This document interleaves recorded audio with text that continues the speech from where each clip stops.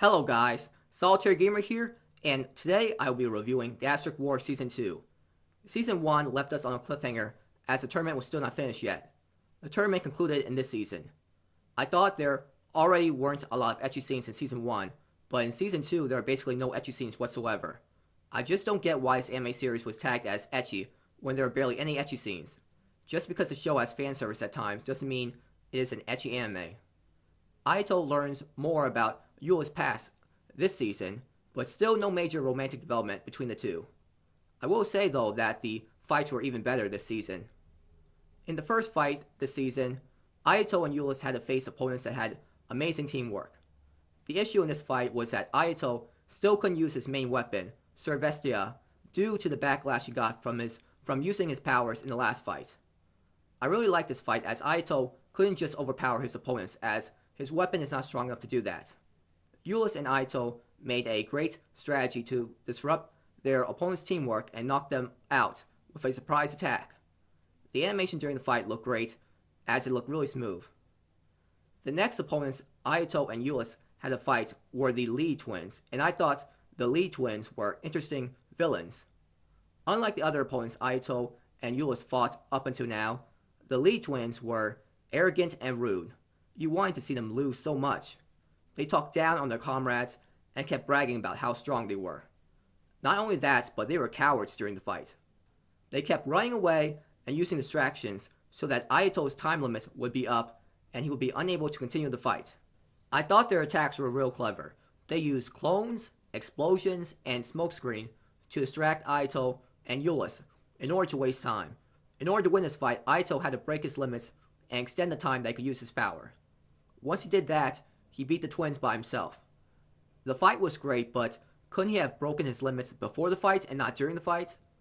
I felt like the limit was not broken earlier so that Aito wouldn't just knock out the twins right away, and that just feels like bad story writing. This season introduced a new character in Flora, who was a maid of Yula's, and I just did not like her. I felt like she was written in the show just to create drama and tension. She gets kidnapped not long after getting introduced, and I'm like, really? Is that why she was introduced? Since Aito's time limit has been raised from 5 minutes to 1 hour, the author of the light novel had to find a way to keep Aito from being too overpowered.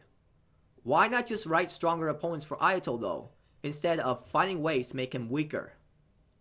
So after Flora gets kidnapped, Aito could not use Sir Vestia for the next fight, which was not a major problem. That fight was not that interesting. In the finals, Aito and Yula had a fight against the autonomous puppets.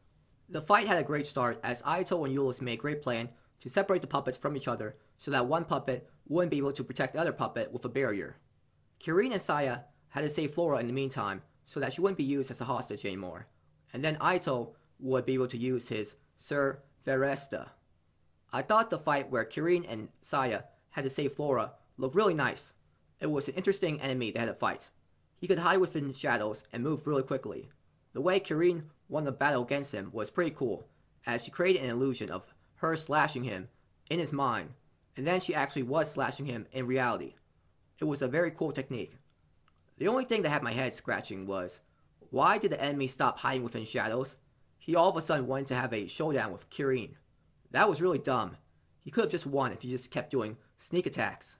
Going back to the fight against the puppets, once Aito learned Flora was safe, he was able to use his Sir Veresta again. I thought, oh no, Aito is going to one-shot his opponents and the battle will be over. But surprisingly, the fight didn't go down that route. Even at full power, Aito could not land a decisive strike against the puppet. Yula helped Aito recreate his weapon, Sir Veresta, into a weapon that was quick enough to hit the puppet. Sir Veresta's new form looked pretty cool, and with this new form of Sir Veresta, he was able to take out the puppet. The anime surprisingly did not end with the tournament. They went to Yula's homeland afterwards, where they met Yula's former best friend, Ophelia, who was no longer the happy person she once was, and doesn't see Yula as her friend anymore. Aito and Yula get to see how strong she is. This is important because Yula and Aito might encounter her again in future tournaments.